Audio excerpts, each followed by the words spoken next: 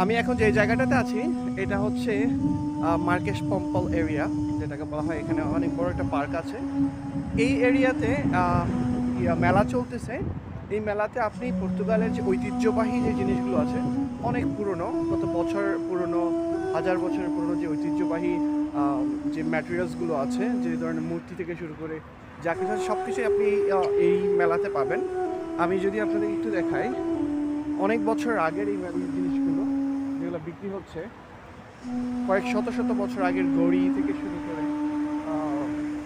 যে কয়েকশো বছর আগের ঘড়ি থেকে শুরু করে আপনার গহনা থেকে শুরু করে নিত্য প্রয়োজনীয় যা কিছু আছে সব কিছু এখানে বিক্রি হয়।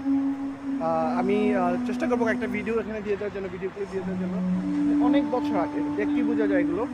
এখানে রৌপ্য দ্বারা তৈরি অনেক নিত্য প্রয়োজনীয় যে আমরা বাসায় ব্যবহার করি এগুলো আছে, আংটি থেকে শুরু করে পুরনো মূর্তি, তারপরে হচ্ছে যে এই যে কাছের জিনিসপত্র থেকে শুরু করে সব কিছু এখানে আছে। এখানে প্রচুর পরিমাণে টুরিস্ট আসা শুরু করেছে এই মেলা দেখতে। এখানে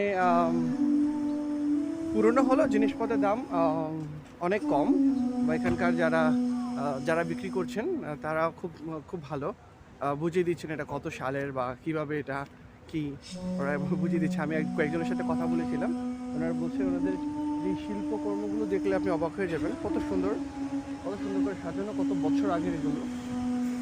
অনেক বছর আগের, ইভেন অনেক বছর আগের বইও এখানে পাওয়া যায়, যে বইগুলো দেখতেই বোঝা যায় যেগুলো কত বছর আগের হবে, এরকম আর কি। আমি ভিডিও ক্লিপ দিয়ে দেবো, আপনারা দেখতে পারবেন যে কত বছর পুরনো এই মেলাগুলোতে যে প্রোডাক্টগুলো বিক্রি হয়। এখানে এই যে দেখা যাচ্ছে মধু, দেখা যাচ্ছে মধু, তারপর হচ্ছে পুরনো ওয়াইন এবং জামা কাপড়, কিছু নতুন জামা কাপড়, নতুন ইয়েও দেখা যায়।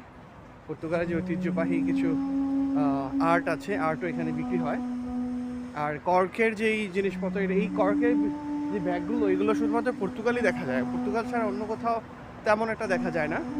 তো আমি আপনাদেরকে দেখাচ্ছি এখন পুরো ভিডিওটা যে কী কী ম্যাটেরিয়ালস এখানে উঠেছে।